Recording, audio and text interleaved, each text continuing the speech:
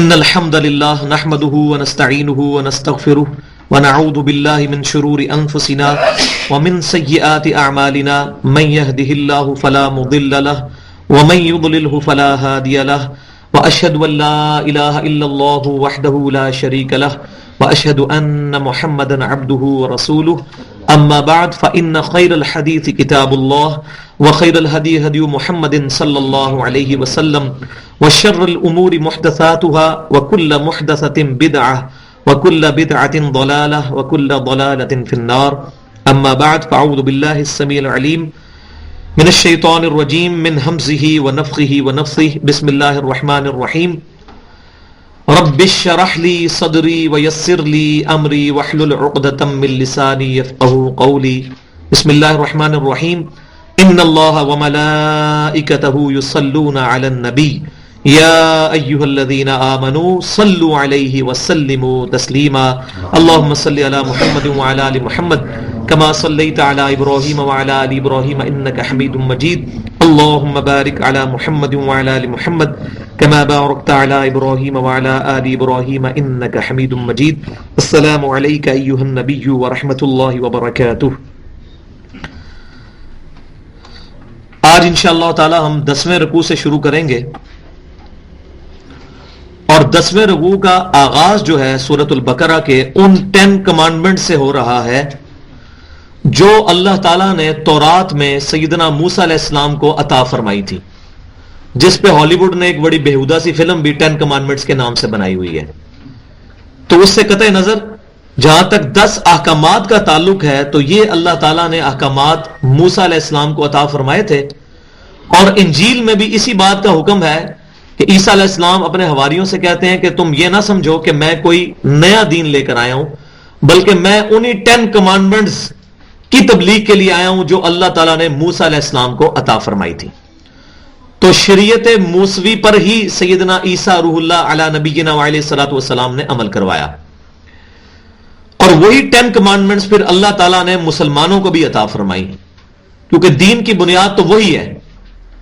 اور قرآن پاک میں جو اس میں سب سے ڈیٹیلڈ پورشن آتا ہے وہ سورہ بنی اسرائیل کی آیات نمبر 23 سے لے کر 39 نمبر آیت تک 17 آیات میں وہ 10 کمانڈمنٹس آئی ہیں، اور سورۃ الانعام میں بھی اس کا ذکر ہے، اور اب یہ سورہ بقرہ کے اندر بھی ان 10 کمانڈمنٹس کا ذکر ہے جو اللہ تعالیٰ نے موسیٰ علیہ السلام کو دی تھی، اور یہ صرف ان کے لیے نہیں بلکہ اس امت کے لیے بھی. اور اس میں پہلی کمانڈ جو ہے وہی ہے وَإِذْ أَخَذْنَا مِيثَاقَ بَنِي إِسْرَائِيلَ، اور یاد کرو وہ وقت جب کہ ہم نے پختہ عہد لیا تھا بنی اسرائیل سے، یعقوب علیہ السلام کی اولاد سے، لا تعبدون الا اللہ، کہ تم مت پوجنا کسی کو مگر صرف اللہ کو. تو یہ جو اللہ کی عبادت ہے یہ پہلی کمانڈ ہے 10 کمانڈمنٹس میں سے، اور سورہ بنی اسرائیل میں بھی آتی ہے وَقَضَىٰ رَبُّكَ أَلَّا تَعْبُدُوا إِلَّا إِيَّاهُ، اور تمہارے رب نے یہ بات طے کر دی تھی کہ مت پوجنا کسی کو مگر ایک اللہ کو، کیونکہ اس ساری کائنات کو پیدا کرنے کا مقصد جو ہے وہ ہے انسانوں کا اللہ تعالیٰ کی توحید کو پہچاننا. باقی تمام چیزیں اس کے اندر آئیں گی. جو اللہ کو پہچان لے گا پھر اللہ تعالیٰ کے سارے احکامات اس کے لیے اہمیت کے حامل ہو جائیں گے، پھر وہ حقوق اللہ کا بھی خیال کرے گا، حقوق العباد کا بھی کرے گا. اور سب سے زیادہ حساس معاملہ اللہ تعالیٰ کے نزدیک وہ یہ ہے کہ اللہ کے علاوہ کسی اور ہستی کو اس کی عبادت میں یا اس کی صفات کے اندر شریک کیا جائے. شرک is the most sensitive issue in the sight of اللہ. اللہ تعالیٰ کی نظر میں سب سے زیادہ حساس معاملہ شرک کا ہے، اس لیے کیٹاگوریکل ڈرائے قرآن میں موجود ہے ان اللہ لا یغفر ان یشرک بہ ویغفر ما دون ذلک لمن یشاء. اللہ اس گناہ کو ہرگز معاف نہیں کرے گا کہ کوئی شخص دنیا سے اس حال میں گیا اور اللہ کے حضور اس حال میں کھڑا ہوا کہ وہ دنیا میں شرک کرتا تھا، اس کے علاوہ جتنے گناہ ہیں اگر چاہے گا تو معاف کر دے گا. وَمَن يُشْرِكْ بِاللَّهِ فَقَدْ ضَلَّ ضَلَالًا بَعِيدًا، جو اللہ تعالیٰ کے ساتھ شرک کرے گا وہ گمراہی میں دور جا گرا. شرک والا معاملہ بہت سینسٹیو. اور عیسیٰ علیہ السلام کی بھی مبارک زبان سے اللہ تعالیٰ نے یہ بات انجیل میں کہلوائی، اور قرآن پاک میں بھی سورۃ المائدہ میں موجود ہے. إِنَّهُ مَن يُشْرِكْ بِاللَّهِ فقد حرم اللہ علیہ الجنہ ومأواہ النار وما للظالمین من انصار. بے شک جو کوئی بھی اللہ کے ساتھ شرک کرے گا اللہ نے جنت اس پہ حرام کر دی ہے, اس کا ٹھکانہ دوزخ ہے اور وہاں اس کا کوئی مددگار نہیں ہوگا. حتیٰ کہ سید الاولین والآخرین, امام الانبیاء والمرسلین, شفیع المذنبین, رحمت للعالمین, سیدنا و مولانا امام اعظم محمد رسول اللہ صلی اللہ علیہ وسلم بھی اس کی شفاعت نہیں کریں گے. صحیح بخاری کے کتاب الدعوات چیپٹر میں, صحیح مسلم کے کتاب الایمان چیپٹر میں یہ حدیث موجود ہے. نبی صلی اللہ علیہ وسلم نے فرمایا اللہ تعالیٰ نے ہر نبی کو ایک دعا دی تھی جو دعا اس نے اسی دنیا میں کر لی, اور میں نے اپنی دعا اپنی امت کے لیے چھپا کر رکھی ہے. اس دعا کے ذریعے میں اپنی امت کی شفاعت کروں گا. میری شفاعت سے ہر شخص کو نفع پہنچے گا میری امت میں سے, سوائے اس شخص کے جس نے اللہ کے ساتھ کسی قسم کا شرک کیا ہوا. شرک is the most sensitive issue in the sight of اللہ. تو پہلی کمانڈ یہی دی ہے, یاد کرو بنی اسرائیل, اے یعقوب علیہ السلام کی اولاد, اس وقت کو جب ہم نے تم سے ایک پختہ عہد لیا تھا کہ مت پوجنا اللہ کے سوا کسی کو. اور تمام نبیوں کی دعوت یہی ہے. سورۃ النحل کی 62 نمبر آیت کے اندر 36 نمبر آیت میں اللہ تعالیٰ نے فرمایا وَلَقَدْ بَعَثْنَا فِي كُلِّ أُمَّةٍ رَسُولًا, اور بے شک ہم نے ہر امت میں ایک رسول بھیجا ہے. کیا دعوت دینے کے لیے؟ أَنِ اعْبُدُوا اللَّهَ, صرف اللہ کی عبادت کرو, وَاجْتَنِبُوا الطَّاغُوتَ, اور اللہ کے مقابلے میں جھوٹے خداؤں کی اور شیطان کو ان سے اجتناب کرو. تو عبادت, اور اس کا سب سے بڑا سمبل میں نے بتایا تھا جو ہم ہر نماز میں پڑھتے ہیں, جس کے بغیر نماز ہوتی نہیں ہے, وہ سورہ فاتحہ. ایاک نعبد و ایاک نستعین, اے اللہ ہم صرف تیری عبادت کرتے ہیں اور صرف تجھی سے دعا مانگتے ہیں. اپروپریٹ ٹرانسلیشن جو ہے نستعین کی وہ ہے دعا. ایک تو ہے مدد ظاہری اسباب میں, وہ آپ کسی سے بھی لے سکتے ہیں, قرآن میں حکم ہے وتعاونوا علی البر والتقوی, نیکی اور پرہیزگاری کے کاموں میں ایک دوسرے کی مدد کرو, وہ ہے ظاہری اسباب. لیکن ایک غائب میں کسی ہستی کے بارے میں عقیدہ رکھنا جو سامنے موجود نہیں ہے, یہ صرف اللہ کے ساتھ خاص ہے, اور اسی کو کہا جاتا ہے دعا, پکارنا غائب میں کسی کو. تو اپروپریٹ ٹرانسلیشن آف ایاک نعبد و ایاک نستعین کیا ہے؟ اے اللہ صرف تیری عبادت کرتے ہیں اور صرف تجھی سے دعا مانگتے ہیں. اور یہ ظاہر فیوچر ٹینس کے لیے بھی یہی صیغہ استعمال ہوگا عربی میں, تیری ہی عبادت کریں گے اور تجھی سے مدد چاہیں گے, یہ ہم تجھ سے عہد کرتے ہیں, اس چیز کا عہد کرتے ہیں. تو یہ دو سمبلز, عبادت اور دعا, یہ اللہ کے ساتھ. اور یہاں میں ایک بات ضمناً عرض کر دوں, بعض لوگ یہ کہتے ہیں کہ جی جب ہم اللہ کے علاوہ کسی اور ہستی کو مدد کے لیے پکارتے ہیں تو وہ اللہ کے اذن سے ہی ہماری مدد کرتے ہیں. ہم بھی کہتے ہیں کہ پیچھے اللہ ہی ہے, بیک میں عقیدہ اللہ ہی ہوتا ہے. اللہ کو بیک میں نہ کریں, اللہ کو فرنٹ پہ لے کے آئیں, بیک فٹ پہ کیوں لے کے جا رہے ہیں؟ تو بیک میں ہمارا یہ عقیدہ ہے کہ جو ہم سیدنا علی سے دعا مانگتے ہیں تو ہم سیدنا علی سے نہیں مانگ رہے ہوتے بلکہ اللہ سے مانگ رہے ہوتے ہیں. تو اس کو یوں سمجھیں کہ اللہ تعالیٰ نے دنیا میں جتنے بھی کام رکھے ہیں ان کے اوپر فرشتوں کی ڈیوٹیز لگی ہوئی ہیں. بارش برسانے کا فرشتہ ہے, لوگوں میں رزق تقسیم کرنے کے لیے فرشتہ ہے, لوگوں کی جان قبض کرنے کے لیے فرشتہ ہے. یہ تمام ڈیوٹیز اللہ تعالیٰ کی طرف سے تفویض ہیں تمام فرشتوں کو. بارش بھی برساتا ہے, تو مجھے یہ بتائیے کہ کیا ہم بارش اس فرشتے سے مانگیں گے جو بارش برساتا ہے یا اللہ سے؟ اللہ سے. حالانکہ اس فرشتے کا اختیار موجود ہے, لیکن اسلام میں کیٹاگوریکل ڈینائی موجود ہے کہ اللہ کے علاوہ کسی بھی ہستی کو نہیں پکارنا. پکارنا اللہ کو ہے.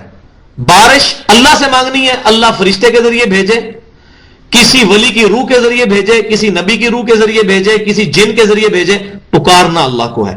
ایاک نعبد و ایاک نستعین. اذن ہے یا نہیں ہے یہ تو جھگڑا ہی نہیں ہے بھائی, جھگڑا ہے پکارنے کا. تو میکائیل علیہ السلام فرشتوں کے پیغمبر ہیں اور وہ بارش برسانے پر ہیں, تو ہم کیا کہیں گے؟ یا میکائیل المدد بارش نازل فرما؟ نہیں, کبھی نہیں کہیں گے. تو ہم جب میکائیل علیہ السلام کو نہیں پکار سکتے تو سیدنا علی کو اور شیخ عبد القادر جیلانی کو کیسے پکار سکتے ہیں؟ بلکہ میں تو کہتا ہوں ہم وہ کہیں گے جو ہمارے امام نے ہمیں سکھایا. امام انبیاء, امام الانبیاء, امام کائنات صلی اللہ علیہ وسلم ہر مشکل ہر پریشانی میں کہتے تھے. المستدرک للحاکم میں صحیح سند کے ساتھ سیدنا عبداللہ بن مسعود رضی اللہ تعالیٰ عنہ سے روایت ہے, وہ کہتے تھے یا حی یا قیوم برحمتک استغیث, اے خود سے زندہ ہر چیز کو تھامنے والے، میں تیری رحمت کے ساتھ تیری مدد کا سوال کرتا ہوں. یا اللہ مدد اردو میں کہنے حد تک تو ٹھیک ہے، لیکن یہ کسی حدیث سے ثابت نہیں، لہذا اس ورڈک کو ڈسکریج کریں. اس کی بجائے سنت کے ورڈکس جو ہیں ان کو انکریج کرنا چاہیے ہمیں. یا حیو یا قیوم برحمتک استغیث. جیسے ہم بینک کے اندر جب اکاؤنٹ کھلوانے کے لیے جائیں گے، ہم بے شک سادہ کاغذ پہ لکھیں میرا نام یہ ہے اور یہ کیا سادہ کاغذ کے اوپر آپ کا وہ اکاؤنٹ کھول لیں گے؟ نہیں، وہ کہیں گے جی ہمارا ایک پروسیجر ہے، آپ اس کو فالو کریں. بے شک آپ نے ساری انفارمیشن لکھ دی لیکن ہمارے فارم پہ لکھیں. اسی طریقے سے دین کا بھی ایک پروسیجر ہے جو اللہ تعالیٰ نے امام کائنات صلی اللہ علیہ وسلم کو بتایا، اور آپ صلی اللہ علیہ وسلم نے پھر آگے تربیت کی صحابہ کرام کی، اور پوری امت تک وہ پیغام پہنچا. اپنی مرضی نہیں اس میں جو ہے وہ گھسا نہیں. لہذا یہ سب سے امپورٹنٹ کمانڈ تھی، اور یہ پوری کائنات کا محور یہی کمانڈ ہے. اس لیے میں اس کے اوپر تقریباً 10 منٹ گفتگو کی ہے. 10 کمانڈمنٹ میں سے پہلی کمانڈ یہی تھی کہ ہم نے پختہ عہد لیا تھا یعقوب علیہ السلام کی اولاد سے کہ مت پوجنا کسی کو مگر اللہ کو. وبالوالدین احسانا، اور والدین کے ساتھ احسان کا سلوک کرنا. قرآن پاک میں 4 جگہ اللہ تعالیٰ نے توحید کے فوراً بعد کنزیکٹیولی اسی چیز کا ذکر کیا ہے کہ آپ نے والدین کے ساتھ حسن سلوک کرنا ہے. کیونکہ اللہ تبارک و تعالیٰ ہمارا رب ہے، اور اللہ تبارک و تعالیٰ نے ہمیں پالنے کے لیے جو دنیا میں وسیلہ بنایا ہے وہ ماں باپ کو بنایا ہے. ماں باپ کے انسان پہ احسانات ہیں، اور اس کا ایپیکس چوٹی آئے گی وہ 10 کمانڈمنٹس جو بنی اسرائیل میں ہے. اس میں تو پھر بڑی لمبی گفتگو ہے. اس میں تو اللہ تعالیٰ فرماتا ہے ان کے سامنے عاجزی کے کندھے جھکا کر رہو، ان دونوں میں سے کوئی ایک یا دونوں بڑھاپے میں پہنچے تو ان سے اس تک کہہ کے بھی بات مت کرنا، اور ان کے سامنے عاجزی کے ساتھ رہنا، اور ان کے لیے دعا کرنا رب ارحمہما کما ربیانی صغیرا. اے رب ہمارے، جس طرح میرے ماں باپ نے بچپن میں مجھے پالا تھا تو بھی ان پر رحم فرما. یہ دعا ہمیں مانگنی چاہیے تشہد کے اندر. والدین زندہ ہیں یا فوت ہو گئے ہر حال میں، والدین کے لیے تو لازمی دعا کرنی چاہیے. ویسے تو سارے مومنین کے لیے کرنی چاہیے، والدین کا یہ لازمی حق ہے کہ انسان ان کے لیے دعا کرے. سنن نبی داؤد کے اندر حدیث موجود ہے صحیح سند کے ساتھ. نبی صلی اللہ علیہ وسلم سے پوچھا گیا کیا کوئی شخص اپنے ماں باپ کے مرنے کے بعد بھی ان کے ساتھ احسان کر سکتا ہے؟ تو آپ نے فرمایا ہاں کر سکتا ہے. نمبر 1 وہ یہ کہ ان کا جنازہ پڑھے، جنازہ پڑھے گا، اس میں دعا مانگے گا، یہ بے احسان ہے. اس کے بعد ان کے لیے دعائے مغفرت کرے. اس کے بعد اپنے والدین کے قریبی رشتہ داروں کے ساتھ حسن سلوک کرے. جس کی ماں فوت ہوگی اپنے خالہ کے ساتھ حسن سلوک کرے. باپ فوت ہو گیا چچا اور تایا کے ساتھ جو قریبی رشتہ ہے. پھر اللہ تعالیٰ اس کا نفع اپنی رحمت خاصہ سے اس کے ماں باپ تک پہنچائے گا. یہ اللہ کا جو ہے وہ قانون ہے. اس میں ہمیں ٹینشن لینے کی ضرورت نہیں ہے کہ تایا کی خدمت کرنے سے باپ کو کیسے ثواب پہنچے گا. یہ اللہ تبارک و تعالیٰ پہنچانے والا ہے. تو والدین کے ساتھ حسن سلوک کرنا. وذی القربى، اور قریبی رشتہ داروں کے ساتھ. قریبی رشتہ داروں کا کیوں کہا گیا؟ سب سے زیادہ جیلسی فیکٹر جو ہوتا ہے نا وہ قریبی رشتہ داروں میں ہوتا ہے. کبھی آپ یہ نہیں سنیں گے کہ کسی شخص نے کسی ایسے شخص کے اوپر تعویذ یا دھاگا یا کوئی جادو کروا دیا ہے جو اس کا رشتہ دار نہیں تھا. ہمیشہ یہ ساری ناچاکیاں رشتہ داروں میں ہوتی ہیں، اور انسان بعض اوقات باہر کے لوگوں کے ساتھ اس نے سلوک کر رہا ہوتا ہے، اپنے بہن بھائیوں کے ساتھ نہیں کر رہا ہوتا. دوستیاں نبھا رہا ہوتا ہے باہر، اپنے بہن بھائیوں کے ساتھ سلوک نہیں کر رہا ہوتا. اچھا تو رشتہ داروں، تو اللہ تعالیٰ انسان کی انسٹنکٹ سمجھتا ہے کہ انسان کی جبلت کے اندر کون سی ایسے نیگیٹو سورس ہے جو اس کو غلط طرف لگا سکتا ہے. فرمایا کہ رشتہ داروں کے ساتھ اس نے سلوک کرو. والیتاما، اور یتیموں کے ساتھ. والمساکین، اور مسکینوں کے ساتھ. وقولوا للناس حسنا، اور ہر انسان کے ساتھ بات کرو تو حسن اخلاق کے ساتھ اچھی بات کرو. اچھے طریقے پر کسی کے ساتھ گفتگو کرو. بحث ہو تو اچھے طریقے سے بات کرو، بجائے کسی کو ٹانٹ کرنے کے یا بدتمیزی یا غیر مہذب زبان کے. ہر انسان کے ساتھ اچھے طریقے سے. تو اب میں شروع میں بتایا تھا یہ باتیں یہ نہ سمجھیے کہ یہ بنی اسرائیل کو کہی گئی تھیں، یہ ان کو تو کہی گئی تھی، لیکن 2000 سال کے بعد جب وہ امت معزول کی گئی اور اللہ تعالیٰ نے امت محمدیہ صلی اللہ علیہ وسلم کو اس منصب پہ فائز کیا، اب یہ ساری کمانڈ ہم نے بھی ایگزیکیوٹ کرنی ہے. یہ نہیں ہے ان کے لیے ہے پرانی لوگوں کی سٹوری ہیں، ایسا نہیں ہے. لہذا اس کو اپنے کریکٹر کو بھی، اپنا سکیچ بھی اس میں آپ سمجھیں کہ یہ فلنگ دی بلینکس کرتے جائیں کہ میرے اندر یہ ساری خوبیاں موجود ہیں ایک مومن کا جو کریکٹر ہونا چاہیے. اچھا وَأَقِيمُوا الصَّلَاةَ، اور قائم کرو پھر نماز کو. اب دیکھیں نماز کا ذکر بعد میں ہو رہا ہے، پہلے اللہ تعالیٰ نے اپنے حق کا ذکر کیا، پھر حقوق العباد میں سب سے پہلے والدین کا حق، پھر قریبی رشتے داروں کا، پھر یتامہ کا، یتیموں اور مسکینوں کا، اس کے بعد نماز۔ یہ ترتیب ایک انٹلیکچوئل ترتیب ہے جو ہمیں یہ بتا رہی ہے کہ جب تک کسی انسان کے اندر انسانیت کا جذبہ موجود نہیں، اس کی نمازیں، اس کی داڑیاں، اس کی پگڑیاں کسی کام کی نہیں ہے، کیونکہ یہی تو اس کا لٹمس ٹیسٹ ہے جس کو کیمسٹری کی لینگویج میں کہتے ہیں۔ چیک کرنا تھا کون سا یہ کمپاؤنڈ ہے یا کون سا جو ہے یہ ایلیمنٹ ہے، تو لٹمس ٹیسٹ۔ تو انسان کا لٹمس ٹیسٹ یہ ہے کہ انسان عبادت جب کرے تو اس کے معاملات بھی درست ہوں، یعنی نماز پڑھ کے نکل رہا ہے اور باہر جو ہے وہ آ کے لوگوں کے ساتھ گالی گلوچ کر رہا ہے یا کاروبار میں بےایمانی کر رہا ہے، وہ پھر پورا کریکٹر اس کا اقیم الصلاۃ، نماز قائم ہونی چاہیے، وہ قائم ان چیزوں کے ذریعے ہوگی۔ وہ آت الزکاۃ، اور زکات دیا کرو، اللہ کی راہ میں اپنا مال نکال کے اپنے مال کو پاک کرو۔ ہاں ثم تولیتم، مگر تم اس کے بعد پھر منہ پھیر گئے۔ میں نے کہا یہ ایک دردناک سٹوری ہے ایک ایسے محبت کرنے والے کی جس نے ایک امت سے بڑا پیار کیا 2000 سال تک، لیکن اس امت نے اس رب کی قدر نہیں کی۔ آج ہماری بھی کوئی حالت ان سے مختلف نہیں ہے، ہم بھی ہر چیز سے پریکٹیکلی منہ پھیر چکے ہیں، بے شک ہم ذہنی طور پہ یہ بات مانتے ہیں۔ تو میں یہ جب اکیلے میں بیٹھا ہوتا ہوں، واللہ یہ سورۃ البقرہ جو ہے نا، میں آج بھی بات کر رہا تھا ایک بھائی کے ساتھ، یہ واقعی پورے قرآن کی تھیم ہے۔ یہ تو ابھی دیکھیں تھوڑی سی کور ہوئی ہے، یہ 2.5 سپارے ہیں جو چلنے ہیں، پورے قرآن کی تھیم سورہ بقرہ میں ہے۔ اور یہ دیکھیں ایک طرف وہ محبت کرنے والی ہستی جو ہمارے ماں باپ سے بڑھ کر ہم سے محبت کرنے والی ہے، اور ایک طرف بنی اسرائیل کا کریکٹر۔ ثم تولیتم، پھر تم نے منہ پھیر لیا۔ الا قلیلا منکم، ہاں تم میں سے چند ایک فنیٹکس تو پھر رہتے ہی ہیں نا، جن کو فنیٹکس کہتے ہیں آج کل کی جدید لینگویج میں، یہ تو پاگل خبتی ہیں۔ چند ایک فنیٹکس تو رہتے ہی ہیں نا جو کہتے ہیں نہیں اللہ کی مرضی۔ والذین آمنوا اشد حبا للہ، جو ایمان والے ہیں وہ شدید ترین محبت اللہ سے کرتے ہیں۔ ان کے لیے سب سے زیادہ جو سینسٹیو معاملہ یہ ہوتا ہے ہمارا رب ہم سے ناراض نہ ہو، اور رب کو راضی کرنے کے لیے امام کائنات صلی اللہ علیہ وسلم کو کاپی کرنا ہے، کسی چیز میں نہ ان سے پیچھے ہٹنا نہ ان سے آگے بڑھنا، ایگزیکٹ ان کو کاپی کرنا۔ بہت کم لوگ تم میں سے بچے، باقی تو پھر گئے۔ وَأَنْتُمْ مُعْرِضُونَ، اور تم تو ہے ہی روگردانی کرنے والے لوگ ہو۔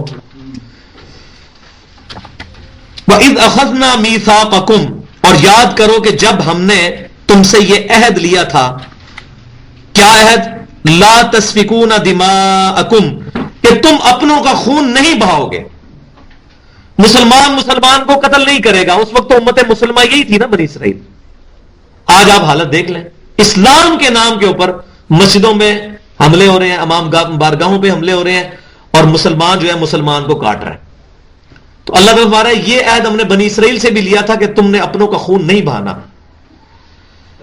وَلَا تُخْرِجُونَ أَنفُسَكُم مِّن دِيَارِكُمْ، اور تم نے اپنوں کو خارج نہیں کرنا اپنے وطن میں سے۔ اپنے بھائی جو ساتھ رہ رہے اکٹھے، ان کو مجبور نہیں کر دینا کہ وہ ملک ہی چھوڑ کے کسی اور جگہ پولیٹیکل اسائلم لے لیں، ایسا نہ کرنا۔ ثم اقررتم وانتم تشهدون، اور تم نے اس چیز کا اقرار کیا تھا اور تم اس بات کے گواہ بھی ہو کہ تم نے یہ اقرار کیا تھا کہ تم یہ حرکت نہیں کرو گے۔ ہاں ثم انتم هؤلاء تقتلون انفسکم، پھر تم وہی ہونا، ثم انتم، پھر تم وہی ہونا جنہوں نے یہ عہد توڑا۔ ثم انتم هؤلاء، تم وہی ہونا، تقتلون انفسکم تخرجون فریقا منکم من دیارہم، کہ تم اپنے بھائیوں کو ہی قتل کرتے ہو اور اپنے بھائیوں کو ہی ان میں سے کچھ گروہوں کو تم وطن سے باہر نکال دیتے ہو۔ تظاہرون علیہم بالاثم، اور مدد کرتے ہو دشمنوں کے خلاف گناہ میں اپنے دوستوں کے لیے، اپنے مسلمان بھائیوں کے لیے، والعدوان، اور ظلم کے ساتھ۔ اب اس کانٹیکسٹ کو سمجھیں گے کیا بات ہو رہی ہے۔ اصل میں یہ تھا کہ جب میں نے بڑی ڈیٹیل سے بتایا تھا آپ کو بنی اسرائیل کا سفر کیسے شروع ہوا، پھر انہوں نے کس طریقے سے جو ہے وہ نہر سویز والی جو جھیلیں تھیں ان کو پار کیا، جو اب نہر سویز بن چکی ہے، اور ریڈ سی سے اس طرف آئے، اور وہ سارا معاملہ۔ اس کے بعد 40 سال تک وہ اس جو ہے سرائے سینا میں بھٹکتے رہے، کیونکہ انہوں نے جہاد کرنے سے انکار کر دیا۔ اور ان 40 سال کے اندر ان کی جو نئی نسل تیار ہوئی وہ صحیح جنگجو تھی، کیونکہ انہوں نے ٹف ٹائم دیکھا تھا، پھر انہوں نے اپنے وقت کے نبی یوشع بن نون علیہ السلام کو کہا کہ ہم قتال کریں گے اور فلسطین مشرکین سے آزاد کروائیں گے. پھر وہ چلے اور انہوں نے جیریکو جو ہے پہلا شہر فتح کیا، اور کرتے کرتے جب پورا فلسطین فتح ہوا تو چونکہ وہ 12 قبائل تھے، کیونکہ حضرت یعقوب علیہ السلام کے 12 بیٹے تھے اور 12 قبائل وہ بنی اسرائیل کے چل رہے تھے، تو انہوں نے بجائے ایک مرکزی حکومت قائم کرنے کے 12 حکومتیں قائم کر دیں. ظاہر ہے جب مرکزی حکومت نہیں ہوگی اور 12 قبائل کی حکومت ہوگی تو آپس میں لڑائی تو ہوگی. پھر کیا ہوتا تھا، کوئی 2-4 قبائل ایک طرف مل گئے اور کسی ایک کو جو ہے وہ ٹارگٹ کر لیا، اس کو نکال کے پرے کر دیا. جس طرح ہمارے ملکوں میں بھی سیاسی ہوتا ہے، 5-6 جماعتیں اکٹھی ہو کے حکومت بنا لی، اور جو حکومت سے باہر رہ جاتی ہے پھر اس کے بندے بھی نوکری میں جو تھے وہ فارغ کر دیتے ہیں، سب کچھ کر دیتے ہیں. سیم وہی بیسک ہیومن انسٹنکٹ تو وہی ہے. تو وہ کیا کرتے تھے، وہ قبائل 12 حکومتیں تھی، چند حکومتیں آپس میں ملی، کسی ایک گروہ کو کہا جو تم تو نکلو نا ہمارا علاقہ چھوڑ کے، اور مسلمان حالانکہ وعدہ کیا تھا ان کو نہیں نکالو گے، ان کو قتل کرتے تھے، یہاں تک کہ وہ وہاں سے نکلنے پر مجبور ہو جاتے تھے، اور پھر وہ مشرکین کے ملکوں میں جا کے پناہ لے لیتے تھے. اب جب مشرکین کے ملکوں میں جا کے پناہ لیتے تھے پھر ان کو ترس آ جاتا تھا. پھر جب وہی مشرکین ان کو غلام بنا لیتے تھے پھر یہ فدیہ اور پیسے دے کے غلام آزاد کراتے تھے، کہتے تھے بڑا ثواب کا کام ہے کہ کسی جو غریب آدمی جو اس طرح غلام بن چکا ہے اس کو آزاد کروانا. حالانکہ ان کو نکالنا ہی آرام تھا، ان کی وجہ سے وہ بیچارے ملک چھوڑ گئے. اب وہ دوسری نیکی کر رہے ہیں. اب اس پہ پھر وہ یونیورسل ٹروتھ آئے گا جو میں کہہ رہا تھا کہ ہر واقعے کے بعد ایک یونیورسل ٹروتھ، 5واں یونیورسل ٹروتھ اللہ تعالیٰ کے مورل لاز کا آئے گا. اب آپ کو یہ ساری بات سمجھ آئے گی کہ تم پھر دشمنوں کے خلاف، دشمنوں کے ساتھ مل کے اپنے بھائیوں کے خلاف گناہ اور ظلم کرتے ہو. وَإِن يَأْتُوكَ أُسَارَىٰ تُفَادُوهُمْ، اور اگر وہ تمہارے پاس اسیر ہو کر قیدی کی حالت میں آتے ہیں تم فدیہ دیتے ہو ان کے لیے اور ان کو چھڑوا لیتے ہو. وَهُوَ مُحَرَّمٌ عَلَيْكُمْ إِخْرَاجُهُمْ، حالانکہ ان کا ملک سے نکالنا ہی تمہارے لیے حرام تھا. تم نے بنیاد ہی غلط رکھی. پہلے تمہاری وجہ سے وہ نکلے ملک سے، اب جب وہ قیدی ہو گیا تو اب پیسے دے کے تو فدیہ دے کے چھڑوا رہے ہو کہ بڑے ثواب کا کام ہے. تو جو پہلا گناہ تم نے کیا ہوا ہے تمہاری وجہ سے ہی وہ یہاں تک پہنچے. اب وہ یونیورسل ٹروتھ آنے لگا ہے. أَفَتُؤْمِنُونَ بِبَعْضِ الْكِتَابِ وَتَكْفُرُونَ بِبَعْضٍ، کیا تم کتاب اللہ کے کچھ حصے پر ایمان لاتے ہو اور کچھ کو چھوڑ دیتے ہو؟ اب اپنی بھی شکل دیکھتے جانے ہیں. ہم کہہ رہے ہیں اسلامی نظام ہے، بینکنگ ہماری ساری سود پہ چل رہی ہے. ہم کہتے ہیں 5 وقت نماز تو پڑھتا ہوں، کیا ہوا اگر میں نے داڑھی نہیں رکھی؟ داڑھی میں تو اسلام نہیں. تو بھائی کون کہتا ہے داڑھی میں اسلام نہیں؟ ہم کہتے ہیں اسلام میں تو داڑھی ہے نا بھائی. کون کہتا ہے داڑھی کے اندر اسلام ہے؟ لیکن اسلام میں تو داڑھی ہے. اپنے نبی صلی اللہ علیہ وسلم کو کاپی کرنا ہے. اسی طریقے سے کسی سے آپ بات کریں وہ کہتا ہے جی فجر دی نماز نہیں پڑھنا ہوتی، باقی 4 میں پڑھنا وا. تو کیوں فجر کی نماز کسی اور اللہ نے فرض کی ہوئی ہے اور باقی 4 کسی اور نے؟ تو دین کو ٹوٹیلٹی میں لینا ہے. ادخلوا فی السلم کافہ، مکمل کے مکمل دین میں داخل ہو جاؤ. اپنی مرضی کا دین نہ لو. جو چیز تمہیں اپنے نفس پرستی میں لا رہی ہے وہ تم کو جی نکاح کرنا بھی سنت ہے نا جی. تو کون کہتا ہے نکاح کرنا سنت ہے؟ اس کے علاوہ بھی تو کتنی سنتیں ہیں. تو نفس پرستی کو بنیاد نہ رکھا جائے بلکہ اللہ اور اس کے رسول صلی اللہ علیہ وسلم کے احکامات کو. افتؤمنون ببعض الکتاب وتکفرون ببعض، تم کتاب کے کچھ حصے پر تو ایمان لاتے ہو اور کچھ کو چھوڑ دیتے ہو. اب وہ جناب دیکھیں کتنی سخت سزا اس کی. یہ یونیورسل ٹروتھ نمبر 5 ہے. فما جزاء من يفعل ذلك منکم الا خزي فی الحیات الدنیا، تو اس کی سزا سوائے اس کے کچھ نہیں ہے کہ تمہیں دنیا کی زندگی میں اللہ تعالیٰ ذلیل و خوار کر کے رکھ دے گا. وَيَوْمَ الْقِيَامَةِ يُرَدُّونَ إِلَىٰ أَشَدِّ الْعَذَابِ، اور قیامت والے دن تمہیں شدید ترین عذاب کی طرف جھونکا جائے گا. دنیا میں خالی عذاب ختم نہیں ہو جانا. معذرت کے ساتھ آج 150 کروڑ مسلمانوں کی حالت اس سے کوئی مختلف تو نہیں ہے. دنیا میں بھی ہم ذلیل ہیں اور یہ تو دنیا کی ذلت ہے. اللہ تعالیٰ آخرت کے عذاب سے بچائے. کیوں؟ ہم نے کتاب کے بعض حصے پر ایمان لائے ہوئے ہیں، بعض پر نہیں لے کے آئے ہوئے. دین پورا ٹوٹیلٹی میں نہیں لیا ہوا. تو یہ رول اللہ کا یونیورسل ٹروتھ ہے. بنی اسرائیل کے لیے بھی تھا، اس امت پہ بھی اپلائی ہوگا. وَمَا اللَّهُ بِغَافِلٍ عَمَّا تَعْمَلُونَ، اور اللہ تعالیٰ تمہارے کرتوتوں سے بے خبر نہیں ہے. اللہ کو علم ہے جو تمہارے کرتوت ہیں. تم داڑھی رکھ کے اور شلوار ٹخنوں سے اوپر کر کے پبلک کو تو دھوکہ دے سکتے ہو, اللہ کو نہیں دھوکہ دے سکتے. اگر حرام خوریاں کر رہے ہو تو اللہ تعالیٰ کو دھوکہ نہیں دے سکتے. تم دودھ میں پانی ملا رہے ہو, تمہاری داڑھی اور تسبیح دیکھ کے لوگ تو امپریس ہو جائیں گے, لیکن اللہ تعالیٰ نہیں. یہ وہ اللہ تعالیٰ فرما رہا ہے وَمَا اللَّهُ بِغَافِلٍ عَمَّا تَعْمَلُونَ. یہ نہ سمجھنا اللہ تعالیٰ غافل ہے تمہارے اعمال سے. یہ پبلک کو تم دھوکہ دے سکتے ہو. دنیا کے اندر کسی اسلامی جماعت کا بہت بڑا لیڈر ہو سکتا ہے, لیکن اللہ کی بارگاہ میں وہ زیرو ہو سکتا ہے اگر اس کا کریکٹر وہ نہیں ہے. کیونکہ یہ تقویٰ تو دل کا معاملہ ہے. ہم کسی پہ فتویٰ تو نہیں لگاتے کہ یہ اندر سے ایسا ہے, تو اللہ کو پتہ ہے. ابھی آج مجھے وہ بتا رہا ہے ایک لیفٹیننٹ کرنل کہ نوشہرہ کے اندر ایک دیوبند کی مسجد میں ایک بندہ کئی سالوں سے امامت کروا رہا تھا, ان کا مفتی تھا, اور یہ جب فوج کے اوپر حملے ہوئے ہیں وہاں پر تو ان کو اس پہ شک تھا, اس کو پکڑا, اس کے ختنے بھی نہیں ہوئے. راہ کا ایجنٹ یہ وہ لیفٹیننٹ کرنل جو ہے وہ ماشاءاللہ خود بادشاہ ہے. یہ نہیں ہے کہ وہ کوئی مولویوں کے اینٹی ہے تو اس نے بات گھڑی ہے. اس کی وہاں ڈیوٹی تھی تو وہ اس ختنے ہی نہیں ہوئے. وہ پتہ چلا انڈیا کا ایجنٹ کئی سالوں سے نمازیں پڑھا رہے ہیں وہاں پہ. تو اب مجھے بتائیں وہ تو لوگ کئی ان کے پیچھے لڑائیاں بھی کرتے ہوں گے, جی مفتی صاحب نے فرما دیا, انہوں نے فتوا دے دیا, تسی کل دے چھوکرے آگے سانو پہ دس دو قرآن حدیث یہ لکھا ہے, تو ان کی عقیدت کدھر گئی؟ تو اس لیے ہم کہتے ہیں پرسنالٹیز کو آئیڈیل نہ بناؤ بلکہ بک کو. پرسنالٹی ایک ہی آئیڈیل ہے, امام کائنات صلی اللہ علیہ وسلم کی. اور آپ صلی اللہ علیہ وسلم اپنی وفات کے بعد اپنی امت کو کسی پرسنالٹی کے بجائے وحی کے حوالے کر کے گئے ہیں. وہ المستدرک للحاکم کے کتاب العلم چیپٹر میں 318 نمبر انٹرنیشنل نمبرنگ کے مطابق حدیث ہے. حجۃ الوداع کے موقع پر نبی صلی اللہ علیہ وسلم نے فرمایا کہ میں اپنے بعد دو چیزیں تم میں چھوڑ کے جا رہا ہوں, ایک اللہ کی کتاب اور دوسرے اس کے رسول صلی اللہ علیہ وسلم کی سنت. ان دونوں کو مضبوطی سے پکڑ لینا, تم کبھی گمراہ نہیں ہوگے. یہ بڑی زبردست بات ہے کہ آپ صلی اللہ علیہ وسلم نے ہمیں وحی کے حوالے کیا, پرسنالٹیز کے حوالے نہیں کیا. اور اس میں ایک عقل مندی کا بھی تقاضا ہے, وہ یہ کہ پرسنالٹیز جو آپ صلی اللہ علیہ وسلم کے زمانے میں تھی اب تو کوئی بھی زندہ نہیں ہے.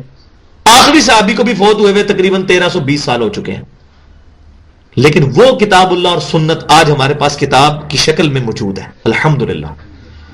تو اب ہم کہتے ہیں پرسنالٹیز کی بجائے, میں بھی زیرو ہوں, آپ بیٹھ کے ادھر تقریباً 70-80 بندے سے جو میں خطاب کر رہا ہوں میں بھی زیرو ہوں. کوئی کسی بندے کی آخرت نہیں پتا اس کے ساتھ کیا معاملہ ہونے والا ہے.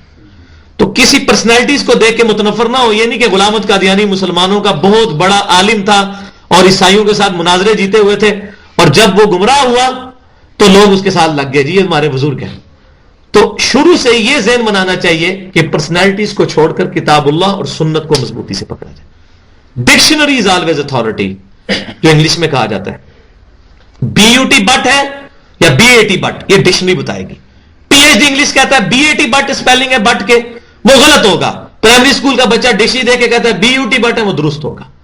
اسلام میں کوئی پاپائیت نہیں ہے, اسلام میں کوئی چرچ نہیں ہے, اسلام کے اندر کوئی مولویت نہیں ہے. ہر شخص کتاب اللہ اور سنت سے خود علم حاصل کر سکتا ہے, کیونکہ قبر میں ایک موچی سے بھی وہی سوال ہونا ہے, اور آخرت میں بھی جو سیدنا ابوبکر صدیق سے اور سیدنا عمر عثمان و علی رضی اللہ عنہ مجمعین سے ہونا ہے, اور مجھ سے اور آپ سے, اور ایک ڈاکٹر اور ایک انجینئر ایک انٹلیکچوئل سے ہونا ہے.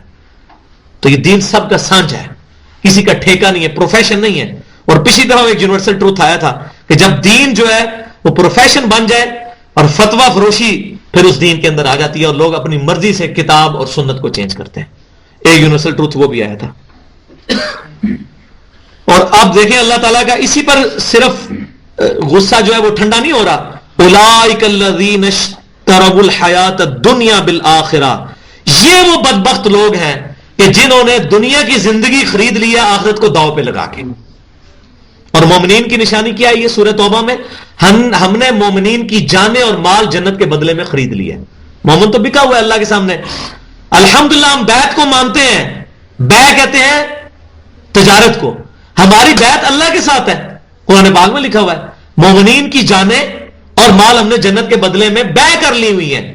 تو ہماری بیعت تو اللہ سے ہوئی ہوئی ہے, اور کس کے ذریعے سے؟ امام کائنات صلی اللہ علیہ وسلم کے ذریعے سے, جو دنیا میں آپ اللہ تعالیٰ کے ریپریزنٹیٹو تھے. تو ہماری بھی بیعت ہے, ہم بکے ہوئے ہیں, اس بیعت کو ہم مانتے ہیں الحمدللہ. اب باقی اگر بیعت کا مطلب کوئی یہ لیتا ہے کہ کوئی بندہ شریعت کی دھجیاں بکھیر دے, ٹھیک ہے, وہ نماز بھی نہ پڑھے, اور اگر نماز اور داڑھی رکھی ہوئی ہے اور شرکی افعال اس کے اندر موجود ہیں, اپنی اتنی تعظیم کرواتا ہے کہ جو نبی صلی اللہ علیہ وسلم نے نہیں کروائی, اور پھر وہ دعویٰ کرتا ہے کہ آپ لوگ میرے فالوور بنو اور میں جس طریقے سے کہتا ہوں اس طرح چلو، تو پھر ایسی بحث سے تو ہم ایکسکیوز کرتے ہیں۔ جامعہ ترمذی میں صحیح حدیث موجود ہے، نبی صلی اللہ علیہ وسلم جب مسجد نبوی میں آتے تھے صحابہ کرام آپ کے استقبال کے لیے کھڑا نہیں ہوتے تھے، اور صحابہ کہتے تھے ہم اس لیے کھڑے نہیں ہوتے تھے کہ ہمیں پتہ ہے آپ صلی اللہ علیہ وسلم اس چیز کا برا مناتے ہیں۔ اللہ اکبر! اور تم دنیا کے مولویوں کی اور بزرگوں اور پیروں کی عزت میرے نبی صلی اللہ علیہ وسلم کی جوتی مبارک کے ساتھ لگی ہوئی ذرے جو ہیں، تمہاری کروڑوں کی عزتیں ان ذروں پر قربان، اور تم لوگ اتنی اتنی عزتیں کرواتے ہو اور اتھارٹی بنے ہوئے ہو، ولیعوذ باللہ تعالی۔ تو نبی صلی اللہ علیہ وسلم سے بڑھ کر کون تھا کہ ان کا احترام کیا جاتا؟ لیکن آپ صلی اللہ علیہ وسلم، اور یہ بھی حدیث موجود ہے جامعہ ترمذی میں، سنن نبی داؤد میں، جس شخص کی یہ خواہش ہو کہ لوگ اس کی تعظیم کے لیے کھڑے ہوں وہ اپنا مقام دوزخ میں دیکھ لے، کیونکہ یہ قنوت جو ہے یہ رسوم عبودیت میں سے ہے۔ ہم کس کے سامنے کھڑے ہوتے ہیں؟ اللہ کے۔ تو یہ شرک فی العبادت میں چلا جاتا ہے۔ یہ بڑا ہے، اس میں احتیاط کرنی چاہیے، بہت زیادہ احتیاط کرنی، اور اس میں احتیاط خصوصاً جس کے لیے لوگ کھڑے ہو رہے ہیں اس کی رسپانسبلٹی ہے۔ مثلا ٹیچر ہے، وہ کلاس میں آتا ہے، کلاس کھڑی ہوتی ہے، اس کی رسپانسبلٹی ہے۔ بچے تو بیچارے اتنی جرت نہیں کریں گے، وہ تو کھڑے ہی ہوں گے، اس کی ذمہ داری ہے کہ وہ لوگوں کو کہے کہ بھائی آپ نہ کھڑے ہوا کریں۔ پھر بعض لوگ کہیں گے یار آپ تو فنیٹک ہو چکے ہو، ان چھوٹی چھوٹی چیزوں سے کیا فرق پڑتا ہے؟ بات یہ چھوٹی چھوٹی چیزیں نہیں ہیں، اللہ تعالیٰ کے لیے بہت سینسیٹیو چیزیں ہیں، کیونکہ توحید جو ہے یہ محور ہے اسلام کا۔ اور ادھر میں چھوٹی سی مثال آج مغرب سے شام میرا درس ہے، وہاں بھی میں نے دی کہ کسی شخص کی بیوی گھر کو آگ لگا دے، سارا سامان توڑ دے، اس کا خامند اس کو معاف کر سکتا ہے، لیکن اس کی بیوی نیک پرہیزگار، سب کچھ اس کے اندر اچھائیاں موجود ہوں، لیکن وہ کسی اور مرد کے ساتھ منہ کالا کر لے اور خامند جو ہے وہاں پر چھاپا مار لے، اس کا وہ یہ گناہ نہیں معاف کر سکتا۔ کیوں؟ کہ وہ یہ کہے گا کہ اس نے میرے ساتھ شرک کر دیا، چاہے وہ حاجی نمازی جو مرضی ہو بیوی۔ اسی طریقے سے اللہ تعالیٰ کے لیے شرک سینسیٹیو ایشو ہے، تو ہمیں اللہ تعالیٰ کے ساتھ جو رسوم عبودیت ہیں ان کے اندر کسی اور کو شریک نہیں کرنا چاہیے۔ یہ وہ لوگ ہیں جنہوں نے دنیا کی زندگی خرید لی ہے آخرت کے بدلے میں، فلا یخفف عنہم العذاب، تو نہیں ہلکا کیا جائے گا ان سے عذاب، ولا ہم ینصرون، اور نہ ہی ان کی مدد کی جائے گی۔ چاہے ہر سال حرام کے پیسے سے عمرہ کرتے رہیں، وہاں شرطوں کو پیسے دے کے تو بے شک وہ خانہ کعبے کے اندر بھی چلے جائیں، اللہ تعالیٰ کو کوئی فرق نہیں پڑتا۔ میں کہتا ہوں ایک بندہ خانہ کعبے کے اندر بھی دفن ہو جائے، قیامت دن اپنے اعمال کے مطابق اٹھایا جائے گا۔ خانہ کعبے میں تو تقریباً 3500 سال تک بت پڑے رہے، تو انسان اپنے اعمال اور عقیدے کے مطابق قیامت دن اٹھایا جائے گا۔ ان جگہوں سے ہونے سے کیا جنت البقیع جو قبرستان میں 10,000 صحابہ کی قبریں ہیں، تو عبداللہ بن ابی منافق بھی وہیں دفن ہے، مشرکین کی بھی وہیں قبریں ہیں۔ اب چلے کوئی مشرک نہیں دفن ہوتا، لیکن نبی صلی اللہ علیہ وسلم کے زمانے میں تو سانجا قبرستان تھا، تو کیا وہ لوگ صحابہ کرام کی طرح اٹھیں گے؟ بظاہر دیکھنے میں مٹی کی ڈھیریاں برابر ہیں، ہو سکتا ہے کسی کی قبر خوبصورت بنی ہو، اس پہ ہزاروں لوگ آگے قرآن بھی پڑھتے ہوں، اللہ کی بارگاہ میں مردود ہو، اور ایک بندے کی بالکل غیر آباد قبر سنت کے مطابق کچی ہو، ایک بالش سے زیادہ اونچی نہ ہو، اور اللہ نے جنت کا باغ بنائی ہو۔ یہ اللہ کو پتہ ہے۔ تو ہم نے سنت کو پریکٹس کرنا ہے، قرآن کو پریکٹس کرنا ہے، اور سارا پیوٹ قرآن پاک کے اوپر کرنا ہے۔ تو یہ ہمارا رکوع اس اعتبار سے مکمل ہوا۔ اب دوسرا رکوع شروع کرتے ہیں ہم، اس کا اگلا 11واں رکوع۔ وَلَقَدْ آتَيْنَا مُوسَى الْكِتَابَ وَقَفَّيْنَا مِن بَعْدِهِ بِالرُّسُلِ، اور بے شک ہم نے عطا فرمائی موسیٰ علیہ السلام کو الکتاب یعنی تورات، اور پھر ہم نے پے در پے ان کے بعد پیغمبر بھیجے۔ تو موسیٰ علیہ السلام کے بعد پے در پے پیغمبر آئے ہیں سیدنا عیسیٰ علیہ السلام تک، اور میں نے بتایا کہ یہ 1400 سال جو ہیں موسیٰ علیہ السلام سے لے کے عیسیٰ علیہ السلام تک، ان 1400 سال میں انبیاء کی چین نہیں ٹوٹی۔ ہر نبی فوت ہونے سے پہلے ایک نبی کو اپنا خلیفہ بناتا تھا، اور اتنا بڑا احسان بنی اسرائیل پہ، 70,000 انبیاء بنی اسرائیل کے اندر آئے۔ تو اللہ تعالیٰ کہتا ہے کہ ہم نے پے در پے رسول بھی بھیجتے گئے۔ وَآتَيْنَا عِيسَى ابْنَ مَرْيَمَ الْبَيِّنَاتِ وَأَيَّدْنَاهُ بِرُوحِ الْقُدُسِ، اور اس کا ہم نے بالکل کلائمیکس جو کیا ہے وہ عیسیٰ علیہ السلام پر کیا، جو مریم کے بیٹے تھے، ان کو ہم نے واضح معجزات عطا فرمائے تھے، اور ہم نے ان کی مدد کی تھی روح قدس کے ذریعے، یعنی جبرائیل علیہ السلام کے ذریعے ان کی مدد فرمائی تھی کہ وہ اتنے بڑے بڑے معجزات اللہ تعالیٰ فرشتوں کے ذریعے کرواتا تھا حضرت روح قدس کے ذریعے. وہ کتنے بڑے معجزات سورۃ المائدہ میں بھی آتا ہے, سورہ آل عمران میں بھی. وہ اللہ کے اذن سے مردوں کو زندہ کر دیتے تھے, مادر ذات کوڑی کو اللہ کے اذن سے شفا دے دیتے تھے. ایسے لوگ جن کی آنکھوں کے ڈھیلے بھی نہیں ہوتے تھے, مٹی رکھ کے اور یوں ہاتھ پھیرتے تھے تو وہ آنکھیں بن جاتی تھی. اتنے بڑے بڑے میڈیکل, یعنی کہ میڈیکل فیل ہے وہاں پر. یہ میڈیکل کی فیلڈ کے لوگ سمجھ سکتے ہیں کہ یہ کتنا کلائمیکس ہے کسی بندے کا. اور واقعہ یہ ہے کہ عیسیٰ علیہ السلام کو جو اللہ تعالیٰ نے فزیکل معجزات جو دیے ہیں, اس طرح کے کسی پیغمبر کو نہیں ملے. بہت بڑے بڑے معجزات ہیں, لیکن کیا ہوا رزلٹ؟ صرف 12 حواری ان پر ایمان لے کے آئے. اور یہودیوں نے ان کو کہا یہ ولد الزنا دجال ہے, ولیعوذ باللہ تعالی. یہ یہودی تھے نا بنی اسرائیل. بنی اسرائیل کے لیے وہ اچھا ان کی وہ کہتے ہیں وہ جو ہماری کتابوں میں لکھا ہے نا کہ ایک ہمارا مسیحا آئے گا, وہ ابھی نہیں آیا, حالانکہ وہ آ کے جا چکا ہے. اب جب دجال آئے گا اس کو مسیح بنا لیں گے وہ یہود, اور کہیں گے یہ ہمارا بزرگ ہے, حالانکہ وہ عیسیٰ علیہ السلام تھے. ان کو انہوں نے قبول نہیں کیا. تو اللہ فرماتا ہے ہم نے عیسیٰ علیہ السلام کو بھیجا اور یہ رسول ہے, لیکن ان کا ایٹیچیوڈ کیا رہا ہے؟ أَفَكُلَّمَا جَاءَكُمْ رَسُولٌ بِمَا لَا تَهْوَىٰ أَنفُسُكُمْ, تو جب کبھی بھی کوئی ہمارا رسول ان کے پاس کوئی ایسا حکم لے کر آیا جو ان کے نفس پسند نہیں کرتے تھے. ظاہر نفس کدھر چاہتا ہے کہ نفس کے خلاف چلا جائے؟ آج نفس یہ انسان کو نفسانی خواہشات ہی ہیں جو اللہ تعالیٰ کے احکامات کو پورا کرنے کی طرف نہیں جانے دیتی. تو انہوں نے انبیاء کرام کی دعوت کو ریجیکٹ کیا, اور ان انبیاء کرام جب بھی کوئی ایسی بات لے گئے جو ان کے نفس نے پسند نہیں کی, استکبرتم, اور تم اکڑ گئے اس کی وجہ سے. فَفَرِيقًا كَذَّبْتُمْ وَفَرِيقًا تَقْتُلُونَ, تو بعض کو تو تم نے جھٹلا دیا اور بعض انبیاء کو تم نے قتل کر دیا. دیکھیں ذرا, انبیاء کرام کو قتل کر رہے ہیں. یہ ایک تو دعویٰ جھٹلانا, پھر ان کو قتل بھی کر رہے ہیں. اور اب یہ کیا کہتے ہیں؟ وَقَالُوا قُلُوبُنَا غُلْفٌ, اور یہ کہتے ہیں کہ ہمارے دل تو غلافوں میں ہے, تم جتنی مرضی ہمیں آیتیں حدیثیں سناؤ, ہم اپنا عقیدہ نہیں چھوڑیں گے. ہمارے دل غلافوں میں, ہم تو بڑے پکے ہیں اپنے عقیدے میں. یہ میرا پریکٹیکل دعوت میں ایکسپیرینس ہوا ہے. ایک بھائی کو میں نے اسی ٹاپک پہ سمجھایا, وہ شیعہ مکتبہ فکر سے تعلق رکھتا تھا. ہم تو سب کے ساتھ پیار کا رویہ رکھتے ہیں, جو بھی اہل قبلہ ہے, ذریات دین کا انکار نہیں کرتا, نبی صلی اللہ علیہ وسلم کو آخری نبی مانتا ہے. تو میں نے اس کے سامنے کہا کہ بھی آپ قرآن پاک اپنا ترجمہ لیں, سید فرمان علی صاحب کا وہ لیں, ہماری لائبریری میں ہم نے سب کے ترجمے رکھے ہیں. تو ان ترجموں سے میں نے اس کو ایک ایک چیز کھول کے بتائی. ایک ہی ٹاپک ہم نے چوز کیا تھا کہ اللہ کے علاوہ کسی سے دعا نہیں مانگ سکتے, یعنی کسی کو غائب میں پکار نہیں سکتے. تو میں نے کہا آپ کی تو بنیاد ہی یا علی مدد کے اوپر ہے, اور میں نے آج پوری گفتگو اس پہ کی ہے شروع میں, فرسٹ کمانڈ جو آئی تھی 10 کمانڈمنٹ میں سے. تو وہ اتنا کنفیوز ہوا کہ قرآن میں تو بالکل فیل ہو گیا نا. تو وہ کہنے لگا کہ میں اپنے عقیدے پہ اتنا پکا ہوں کہ 1000 اگر شیعہ علماء بھی تمہاری دعوت قبول کر کے چینج ہو جائے نا, میں اپنا عقیدہ نہیں چینج کروں گا. پھر بھی میں بڑا پکا ہوں اپنے عقیدے میں. اب یہ ایک اگر قادیانی یہ سوچنا شروع کر دے کہ میں بڑا پکا ہوں, تم جتنے مجھے دلائل دکھاؤ میں نہیں ماننے کا, تو وہ کس کے ساتھ ظلم کر رہا ہے؟ اپنے ساتھ. ہونا تو یہ چاہیے کہ انسان کہے کہ میں اتنا پکا ہوں اپنے عقیدے میں کہ ہے کوئی مائیکل لال علم کے میدان میں آ کے میرا مقابلہ کرے. تو قرآن پاک میں اللہ نے فرمایا وَلَا تَقْفُ مَا لَيْسَ لَكَ بِهِ علم, یہ بھی 10 کمانڈمنٹس میں سے ایک کمانڈ ہے, سورہ بنی اسرائیل کی 36 نمبر آیت. انسان اس چیز کی پیروی مت کر جس کے بارے میں تیرے پاس علم نہیں ہے. ان السمع والبصر والفؤاد كل اولئک کان عنہ مسئولا, کان آنکھیں جو تمہیں دی اور جو تمہیں عقل دی, اس کی وجہ سے تمہاری اکاؤنٹیبلٹی ہوگی. ان 3 انسٹرومنٹس اعضاء کو یوز کر کے تم نے حق تک کیوں نہیں رسائی حاصل کی؟ اور ہم کہتے ہیں نہیں ہمارے دل غلافوں میں ہے.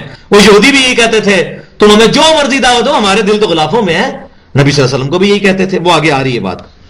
اللہ تعالیٰ اس کے اوپر پھر ورڈکٹ دے رہا ہے, بل لعنہم اللہ بکفرہم, نہیں بلکہ اللہ کی لعنت ہے تمہارے اوپر اس کفر کے سبب. کیوں؟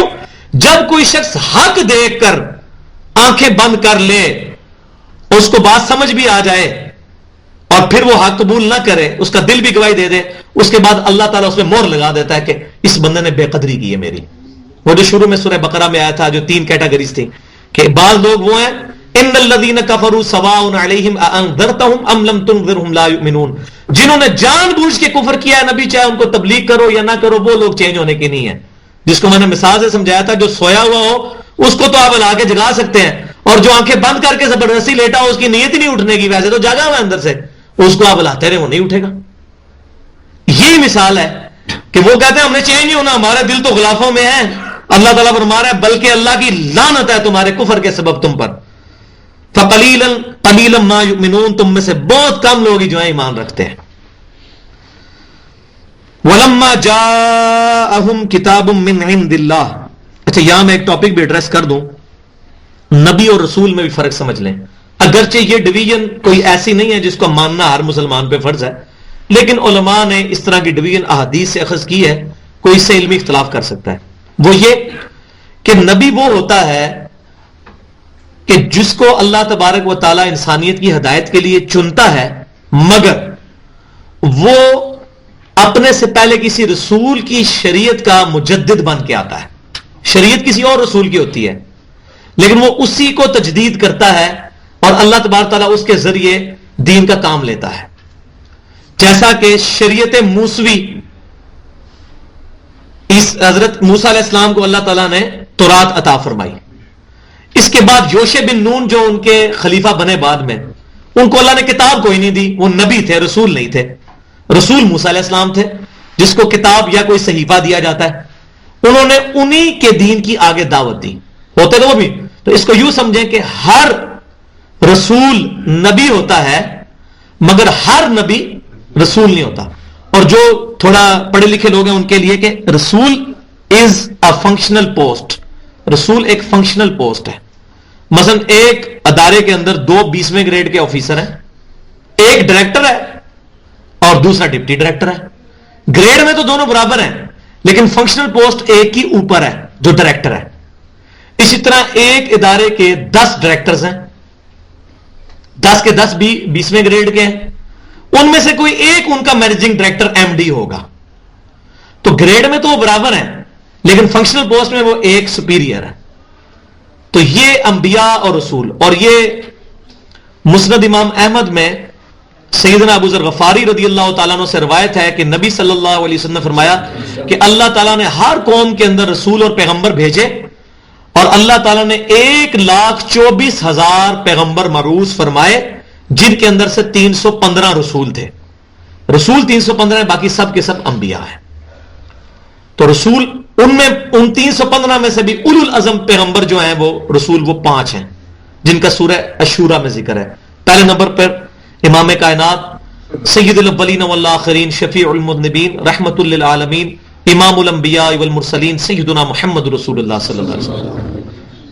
اس کے بعد سیدنا ابراہیم علیہ السلام، اس کے بعد سیدنا موسیٰ علیہ السلام، سیدنا عیسیٰ علیہ السلام اور سیدنا نوح علیہ السلام. یہ 5 پیغمبر ہیں جو اولو العزم ہیں ان میں سے. لیکن قرآن پاک میں بعض اوقات یہ جو الفاظ ہیں رسول اور نبی کے، یہ آلٹرنیٹیولی بھی یوز ہوتے ہیں، ایک دوسرے کی جگہ آ جاتا ہے. 3 الفاظ قرآن میں ایسے ہیں جو ایک دوسرے کی جگہ استعمال ہوتے ہیں، ایمان اور اسلام. اب ایمان اسلام میں فرق تو ہے نا، لیکن کہیں اللہ تعالیٰ ایمان والوں کہہ کے خطاب کرتا ہے، کہیں مسلمانوں کو خطاب کرتا ہے. تو بعض اوقات مسلمان کے معنوں میں بھی ایمان آ جاتا ہے اور ایمان کے معنوں میں بھی اسلام آ جاتا ہے. یہ دونوں ایک دوسرے کی جگہ بھی استعمال ہوتے ہیں، لیکن بعض اوقات یا اس کی گہرائی میں جائیں تو ڈسٹنگوش ہے ایمان اور اسلام. اسی طریقے سے جہاد اور قتال، جہاد کا تو بنیادی مطلب جو ہے وہ کوشش کرنا ہے، لیکن بعض اوقات جہاد کا لفظ قتال کے معنوں میں بھی استعمال ہوتا ہے، کیونکہ قتال جو ہے یہ سمم بونم ہے جہاد کا، سب سے ہائیسٹ گڈ، جس کو ہم کہتے ہیں سائیکالوجی کی لینگویج کے اندر ہائیسٹ گڈ بھی کسی چیز کا سمم بونم وہ جہاد کا ہے قتال، کہ جب انسان اپنی جان تک بھی اللہ کے لیے وقف کرنے کے لیے تیار ہو جاتا ہے. لیکن جہاد اور قتال دونوں آپس میں ایک دوسرے کی جگہ قرآن میں استعمال بھی ہو جاتے ہیں اور کہیں بالکل علیحدہ سے بھی استعمال ہوتے ہیں. اور تیسرا یہ لفظ ہے نبی اور رسول. بعض اوقات نبی کے لیے رسول کا لفظ، رسول کے لیے نبی کا لفظ بھی استعمال ہو جاتا ہے سمجھانے کے معنوں میں. لیکن یہ جو ڈویژن ہے اس کا کوئی ماننا ضروری نہیں ہے کہ کوئی شخص کہے جی نہیں میں سارے نبیوں کو رسول ہی کہوں گا. ٹھیک ہے کہہ لے، رسول تو ہیں، اللہ تعالیٰ کی طرف سے بھیجے ہوئے پیغمبر تو ہیں، لیکن میں نے تھوڑی سی اس چیز کو ایڈریس کیا. اور دوسرا اس میں ایک یہ بھی ہے کہ جو انبیاء ہیں وہ قتل ہوئے ہیں لیکن رسول کوئی قتل نہیں ہوا، کیونکہ یہ اللہ تعالیٰ کا وعدہ ہے کہ میں اور میرے رسول غالب رہیں گے. 28ویں پارے کے اندر یہ موجود ہے. حضرت یحییٰ علیہ السلام نبی تھے، شہید کر دیے گئے. انہی کے زمانے میں عیسیٰ علیہ السلام رسول تھے، اللہ نے زندہ اٹھا لیا. اسی لیے اللہ تعالیٰ نے سورۃ النساء میں کہا ہے کہ یہودی کہتے ہیں کہ ہم نے مسیح کو قتل کر دیا ہے جو کہ اللہ کے رسول ہیں. یہ کہتے ہیں ہم نے ان کو قتل کر دیا ہے. وہ قتل نہیں ہوئے اور نہ ان کو کوئی صلیب دی گئی، بلکہ اللہ تعالیٰ نے ان کو اپنی طرف بلند کر لیا. تو رسول کی حفاظت. اسی لیے نبی صلی اللہ علیہ وسلم کی یہ خواہش بخاری اور مسلم میں موجود ہے، اللہ میری خواہش ہے کہ میں تیری راہ میں قتل کیا جاؤں، پھر زندہ کیا جاؤں، پھر قتل کیا جاؤں، پھر زندہ کیا جاؤں. لیکن آپ صلی اللہ علیہ وسلم کی یہ خواہش اس سینس میں پوری نہیں ہوئی، کیونکہ آپ اللہ کے رسول تھے. اللہ تعالیٰ نے آپ کی حفاظت کی، الحمدللہ. تو ایک معنوں میں اس کو کسی درجے میں قبول کیا کہ نبی صلی اللہ علیہ وسلم کو جو یہودیہ نے زہر دیا تھا 7 ہجری کے اندر غزوہ خیبر کے بعد، تو وہ اللہ تبارک و تعالیٰ نے 4 سال کے بعد نبی صلی اللہ علیہ وسلم کی وفات کے وقت اس زہر کا اثر لوٹ آیا اور آپ صلی اللہ علیہ وسلم جو ہے وہ اس دنیا سے گئے. وہ ایک جسٹ بہانہ بنایا آپ کی ایک خواہش کو کسی درجے میں پورا کرنے کا، ورنہ اس طریقے سے نہیں ہوا کہ آپ صلی اللہ علیہ وسلم کو قتل کیا جائے. آپ دیکھیں کہ آپ صلی اللہ علیہ وسلم اور سیدنا ابوبکر صدیق نے غار حرا میں، غار ثور کے اندر پناہ لی ہے. اللہ تعالیٰ نے وہاں سے بچایا، ہر موقع پر بچایا. اور جب رات کو سیدنا علی رضی اللہ تعالیٰ کو اپنے بسترے پہ لٹا کے نکلے ہیں، تلواروں کے سائے میں سے نکلے ہیں، اللہ تعالیٰ نے حفاظت کی ہے کیونکہ رسول. اب وہ بات آگے چلتی ہے، وَلَمَّا جَاءَهُمْ کتاب من عند اللہ. جب بھی ان کے پاس آئی اللہ تعالیٰ کی طرف سے، جب ان کے پاس آئی وہ کتاب یعنی قرآن، مصدق لما معہم، جو کہ تصدیق کرتی ہے اس کی جو ان کے پاس ہے، یعنی تورات انجیل کی وہ تصدیق کرنے والی کتاب ہے. تورات اور زبور کی، انجیل کو تو وہ نہیں مانتے تھے یہودی.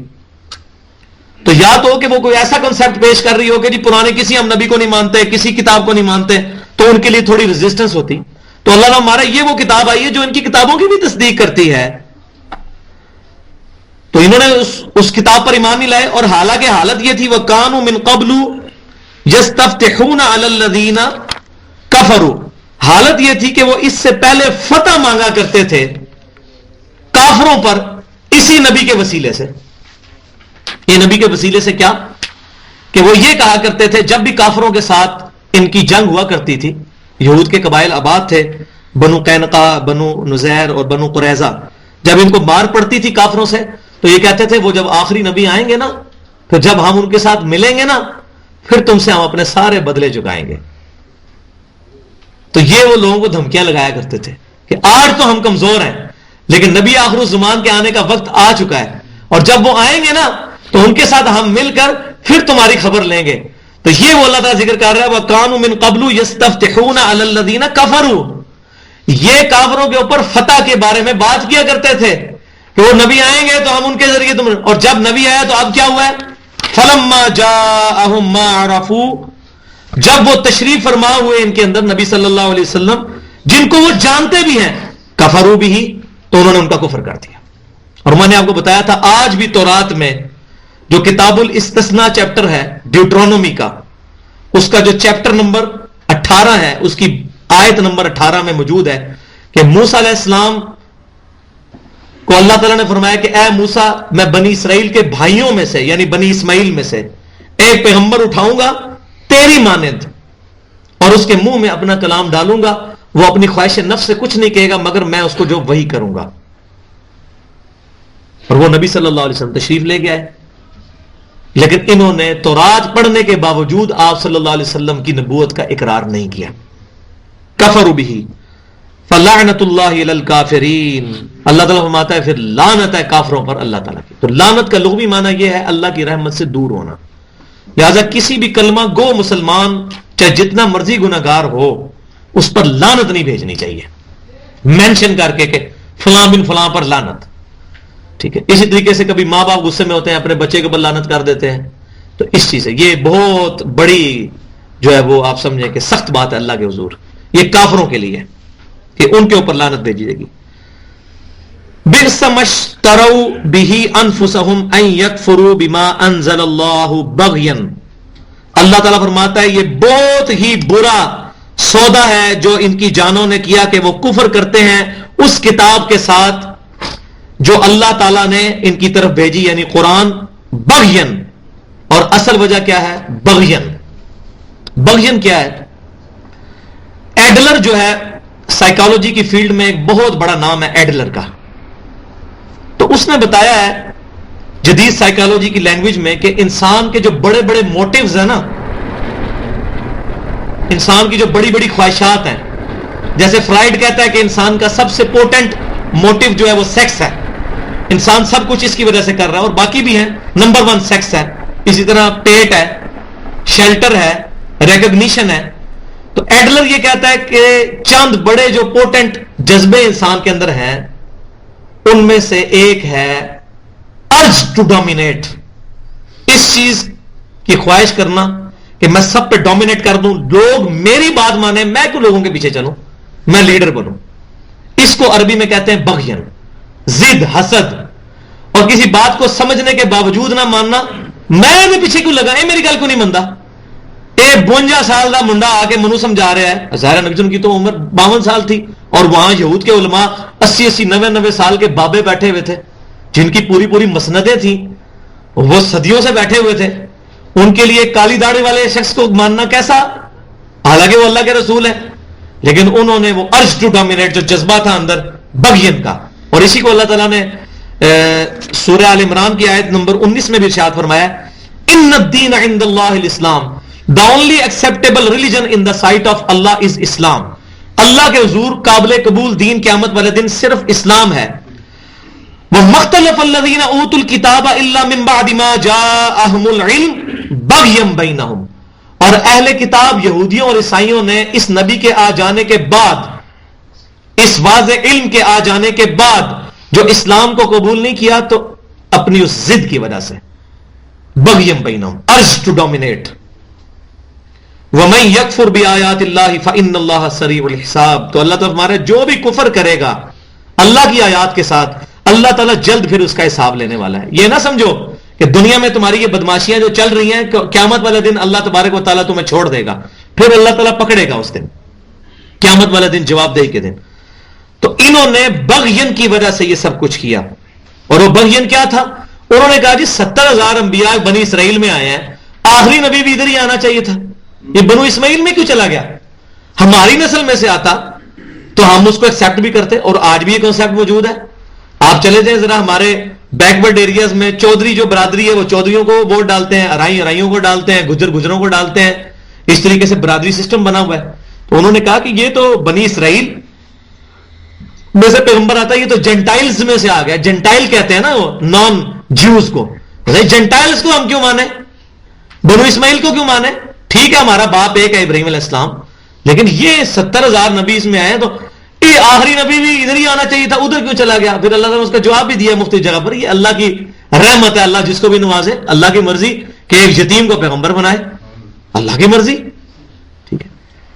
تو انہوں نے حسد کے مارے ان ينزل اللہ من فضلہ علی من یشاء، اللہ تعالیٰ نازل کرتا ہے اپنا فضل یعنی وہی جس پر چاہتا ہے، من عبادہ اپنے بندوں میں سے. اس بار تو ان کو برا لگ گیا کہ اللہ تعالیٰ نے بنو اسماعیل میں سے کیوں بندہ چن لیا. فباءوا بغضب علی غضب، تو وہ حقدار ہو گئے اللہ کے غضب کے اوپر غضب. اور یہ میں نے بتایا ڈیوٹرانومی جو چیپٹر ہے، جو 18 نمبر آیت ہے کہ میں ان کے بھائیوں میں سے، تورات میں موجود ہے، اولڈ ٹیسٹمنٹ میں، ایک رسول اٹھاؤں گا. اس کی 19 نمبر آیت میں یہ ہے کہ پھر جب تم اس رسول پر ایمان نہ لائے میں تم سے بدلہ لوں گا. اور بدلہ کیسا لیا؟ غزوہ خیبر کے موقع پر کیا ہوا ان کے ساتھ، اس کے بعد بھی کہ یہودی ایسے ذلیل ہوئے کہ اس وقت سے لے کر 1967 تک وہ ذلیل ہو رہے ہیں. اب جا کے ان کے کہیں پاؤں جمنے شروع ہیں اسرائیل کی وجہ سے. تو وہ اللہ تعالیٰ کا غضب ان پہ 2000 سال تک تقریباً رہا ہے. عیسیٰ علیہ السلام کے اوپر ظلم کرنے کی وجہ سے، جو ان کو قتل کرنے کی کوشش کی انہوں نے، اور پھر نبی صلی اللہ علیہ وسلم کی دعوت قبول نہیں کی، اللہ نے ان پر غضب کیا. وَلِلْكَافِرِينَ عَذَابٌ مُهِينٌ، اور کافروں کے لیے ذلیل و خوار کر دینے والا عذاب بھی تیار ہے. یہ تو دنیا میں ذلت ہے نا، آخرت میں بھی ہے. وَإِذَا قِيلَ لَهُمْ آمِنُوا بِمَا أَنزَلَ اللَّهُ، اور جب ان سے کہا جاتا ہے ایمان لاؤ اس پر جو اللہ تعالیٰ نے نازل کیا ہے یعنی قرآن، قالوا نؤمن بما انزل علینا ویکفرون بما وراءہ، تو وہ کہتے ہیں کہ ہم تو ایمان لائیں گے جو ہم پر نازل ہوا ہے، اور ہمارے علاوہ جو کچھ ہے یہ ہم نہیں ماننے کے. آج مسلمانوں میں بھی یہی ہو رہا ہے. ہم تو جی امام ابو حنیفہ رحمۃ اللہ علیہ کے مقلد ہیں. امام حنیفہ سے ہماری کوئی دشمنی نہیں ہے، ان کے قدموں کی خاک میری آنکھوں کا سرما. ہم حدیث دکھائیں قرآن کی آیت، وہ کہتے ہیں ہم تو حنفی ہیں. جی حنفی مسلمان نہیں ہوتے، اللہ رسول کو نہیں مانتے. شافعی اللہ رسول کو نہیں مانتے، جعفری اللہ رسول کو نہیں مانتے. ہماری جو بنیاد ہے وہ تو لا الہ الا اللہ محمد رسول اللہ پہ ہونی چاہیے، اللہ اور رسول پہ. اور یہ جب ہم کہتے ہیں تو یہ بھی کہتے ہیں کہ ہم اس کو مانیں گے جو ہمارے پہ نازل ہوا ہے، جو ہمارا عقیدہ نظریہ اس کے علاوہ ہم سب کا کفر کریں گے، اور کر بھی چکے. پہلے عیسیٰ علیہ السلام کو دجال اور ولد الزنا کہا، نعوذ باللہ، اور پھر نبی صلی اللہ علیہ وسلم کو بھی کہا کہ یہ تو معاذ اللہ انہوں نے خود کتاب گھڑ لی ہے. جبکہ اللہ ماتا وہو الحق، حالانکہ یہ ڈیفینیٹ بات ہے، قرآن حق ہے. مصدقا لما معہم، اور یہ تصدیق کرتا ہے ان کی کتابوں کی. یہ کیسی کتاب ہے؟ تم اپنی کتاب کی وجہ سے قرآن کا انکار کر رہے ہو، اور قرآن اپنی وجہ سے تمہاری کتابوں کا نہیں انکار کرتا. وہ کہتا ہے وہ بھی اللہ کی کتابیں ہیں. ہم تو کسی کا بھی انکار، لا نفرق بین احد من رسلی، ہم رسولوں میں فرق نہیں کرتے. ایمان لانے میں مرتبے کا فرق علیحدہ ہے، ایمان میں سب برابر ہیں. عیسیٰ علیہ السلام کا کفر کرنے والا ویسا ہی ہے جیسے محمد رسول اللہ صلی اللہ علیہ وسلم کا کفر کرنے والا ہے. اسی لیے دیکھیں میرے نبی صلی اللہ علیہ وسلم کی تعلیمات، آج ان گستاخوں نے نبی صلی اللہ علیہ وسلم کے کارٹون بنائے، لیکن آج تک کسی جذباتی مسلمان نے 150 کروڑ میں میرا چیلنج ہے، کسی شخص نے یہ نہیں کہا کہ عیسائیوں تم نے محمد رسول اللہ صلی اللہ علیہ وسلم کا کارٹون بنایا، ہم حضرت عیسیٰ کا بنائیں گے، بدلہ اتاریں گے. واللہ کسی کے دل میں بھی خیال نہیں آیا. یہ دیکھیں تطہیر ہے جو انجیل کے اندر موجود ہے، گاسپل آف جان کے اندر، یوحنا کے چیپٹر میں باب نمبر 14 میں، کہ جب وہ رسول آئے گا وہ میری تعریف کرے گا. یہودیوں نے تو کہا ولد الزنا ہے، اور وہ کہے گا وجیہ فی الدنیا والآخرہ، عیسیٰ دنیا اور آخرت میں اللہ تعالیٰ کے وجیہ ہیں. الحمدللہ ہم عیسیٰ علیہ السلام کی عزت کرتے ہیں. کتنی عزت کرتے ہیں کہ الحمدللہ پاکستان میں ایک واقعہ ہوا کہ عیسیٰ علیہ السلام کا بت بنایا گیا، عیسیٰ علیہ السلام کے بارے میں بکواس کی گئی، تو مسلمانوں نے اس کا مقدمے کی پیروی کی کہ ہم تو عیسیٰ علیہ السلام کی گستاخی کو اسی طرح سمجھتے ہیں جیسے کہ نبی صلی اللہ علیہ وسلم کی گستاخی کو. تو یہ آپ صلی اللہ علیہ وسلم کی جو ہے وہ تعلیمات ہیں. تو اللہ تعالیٰ فرماتا ہے اچھا تم یہ فرماؤ، تم ذرا ان سے یہ فرماؤ کہ تم کہتے ہو کہ ہم ان کتابوں کو مانیں گے جو ہم پہ نازل ہوئی، کسی اور کو نہیں مانیں گے. قل فلم تقتلون انبیاء اللہ من قبل ان کنتم مؤمنین، تو ذرا یہ بتاؤ پھر تم اگر اپنی کتابوں کو ماننے والے تھے تو تم اللہ کے نبیوں کو کیوں قتل کرتے تھے؟ اگر تم واقعی مومن ہو تو اپنے نبیوں کو تم قتل کرتے رہے ہو، تو اپنوں کی تو بھی تم نے کوئی نہیں مانا. یہ جو تمہارا دعویٰ ہے کہ ہم صرف اپنی کتابوں کو مانیں گے، تو تم جو ہے وہ اپنے نبیوں کو بھی قتل کرتے رہے ہو. اور اس کے بعد پھر 3-4 آیات کے اندر اللہ تعالیٰ نے ان کے وہ سارے جرم کی داستان جو ہم پہلے پڑھ چکے ہیں، جو سورۃ الاعراف میں ڈیٹیل سے آئے گی، اس کو کنکلوڈ کیا اگلی آیات کے اندر. پھر اس کے بعد ایک یونیورسل ٹروتھ آئے گا، ٹھیک ہے، وہ انشاءاللہ تعالیٰ اگلی دفعہ ہم کریں گے کیونکہ ٹائم میرا پورا ہو چکا ہے. 1 گھنٹے کی ہماری ریکارڈنگ ہوتی ہے اس میں. تو اللہ تعالیٰ سے دعا ہے جو کچھ میں نے بیان کیا اس میں حق بات ہے تو ہمارے دلوں میں راسخ فرمائے، کوئی غلط بات میرے منہ سے نکل گئی ہو ہمارے دلوں سے محو کر دے. قرآن و سنت کی تعلیمات پر عمل کر کے یہود و نصارہ کے اس طرز عمل سے جو انہوں نے اپنے انبیاء اور کتابوں کے ساتھ کیا اس سے بچ کر ہمیں صحابہ کرام علیہم رضوان کے منہج پر چلنے کی توفیق عطا فرمائے. وما علینا الا البلاغ المبین.